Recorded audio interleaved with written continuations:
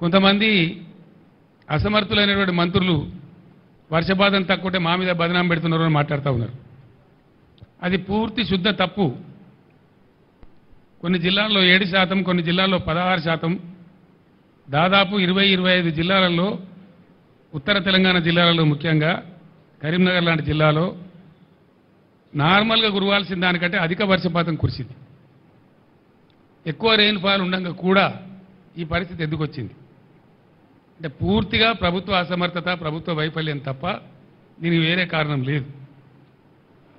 ఇక్కడ బాధ కలిగే విషయం ఏంటంటే, నేను కూడా దుఃఖంతో చెప్తున్న మాట ఏంటంటే, కాలం కాకపోతేనేమో రైతు ఇంత నష్టపోడు, కాలం కాలేదని దేవుణ్ణో ధర్మాన్నో తిట్టుకుంటాడు, పంట వేయడు. కానీ ఇక్కడ పంట వేసి పెట్టుబడి పెట్టి ప్రతి ఊర్లో కూడా వాళ్ళు రోధిస్తున్నది బాధపడకుండా ఇలా మగ్దుంపూర్లో కానీ ప్రతి చోట చెప్పింది ఏంటంటే 25,000 పెట్టమని కొందరు, 28,000 పెట్టమని కొందరు, 22,000 పెట్టమని కొందరు. ఒక్కొక్క రైతు ఎకరానికి ఎంత పెట్టుబడి పెట్టిండో ఇంత పెట్టుబడి పెట్టి గగ్గపాలైన సార్ అని వాళ్ళు మొత్తుకుంటా ఉన్నారు. మేము వేయకపోతే బాధలేదు, కానీ కారణం ఏంది? రైతు బంధు మీద ఒక అరాకిరి. అది ఎప్పుడు వేస్తారో ఎప్పుడు వేయరో చెప్పకపోవడం, 7 ఎకరాలని 3 ఎకరాలని 4 ఎకరాలని దానిలో తొండి పెట్టి అసలు వస్తుందా రాదా ఒక కన్ఫ్యూజన్ గురి చేయడం రైతులను.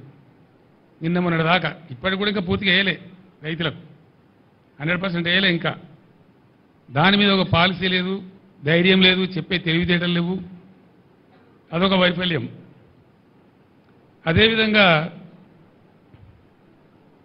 నేను మొన్న మాట్లాడితే ఇంత గలీజ్గా అంటే ఒక ముఖ్యమంత్రి స్థాయిలో 100 రోజులలో 200 మంది రైతులు చచ్చిపోయిన 200 పైచీలు కానీ నేను చెప్తే 48 గంటల్లోగా ఇవ్వండి, మేము వాళ్ళకు నష్టం ఇస్తామని చెప్పినారు. మేము 4 గంటలనే ఇచ్చినాం. ఇది లిస్టు. 4 గంటలే, 4 గంటలనే ప్రభుత్వానికి చీఫ్ సెక్రటరీకి పంపించినాం. 209 మందికి పంపించినాం. దాని తర్వాత కూడా ఇంకో 5-10 జరిగినాయి. ఇప్పటికీ ఉలుకు లేదు, పలుకు లేదు, ఏం లేదు. నేను డిమాండ్ చేస్తా ఉన్నా, మీ అసమర్థత వాళ్ళకు చచ్చిపోయారు కాబట్టి వాళ్ళకు తలా 25 లక్షలు వెంటనే నష్టపరిహారం చెల్లించాలి. ఆ ప్రభుత్వాలను, ఆ కుటుంబాలను పరామర్శించాలి. నేను మళ్ళా డిమాండ్ చేస్తా ఉన్నా. లేకపోతే మాత్రం మీకు ఆ ఉసురు, ఆ పాపం తలుగుతుంది. మేము మాత్రం మిమ్మల్ని వదిలిపెట్టమని మనవి చేస్తా ఉన్నా. రెండవది, పెట్టిన పెట్టుబడి పోయింది, వస్తుందనుకున్న పంట పోయింది. వాళ్ళు ఇలా ఆత్మహత్య చేసుకుంటామని మాట్లాడుతూ ఉన్నారు.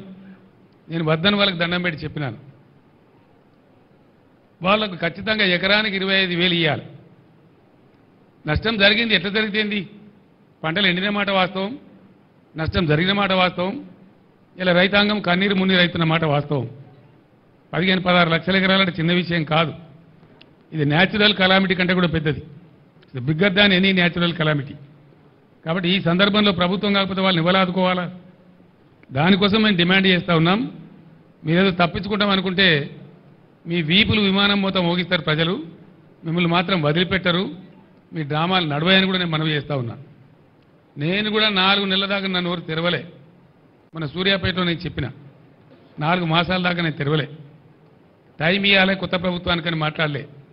వాళ్ళు ఎన్ని పిచ్చి పిచ్చి ఆరోపణలు, ఎన్ని పిఆర్ స్టంట్లు, వాళ్ళకు తొత్తులుగా ఉన్నటువంటి కొంత మీడియా ఎవరైతే ఉన్నారో అన్ని అడ్డగోలు వార్తలు రాయించి ఏం చెప్పినా కూడా మేము మాట్లాడలే. గంభీరంగా ఉన్నాం, పరిస్థితిని గమనించుకుంటూ ఉన్నాం. మంచి చెడ్డలు ప్రజలకు కూడా తెలవాలనే ఉద్దేశంతో ఉన్నాం. మేము మాట్లాడలే. మేము చెప్పేది ఇలా ఎండిపోయిన పంటలు వట్టిగా తమాషగా చెప్తే మీకు ఎండిపోయిన పంటలు రైతులు ఇచ్చిన ఫోటోలు ఇవి. మేము తీసినవి కావు. మేము పోయే వరకే పెట్టుకొని ఉన్నారు వాళ్ళు.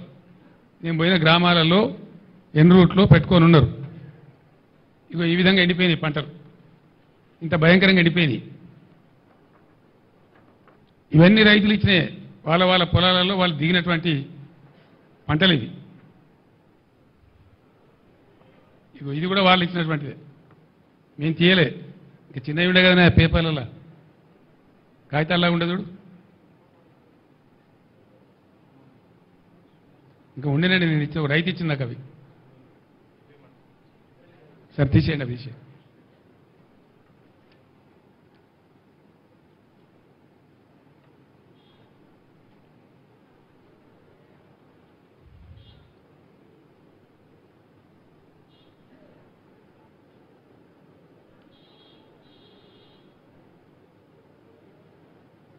ఇక తమాష ఏందంటే ఆ ముఖ్యమంత్రి మాట్లాడతాడు,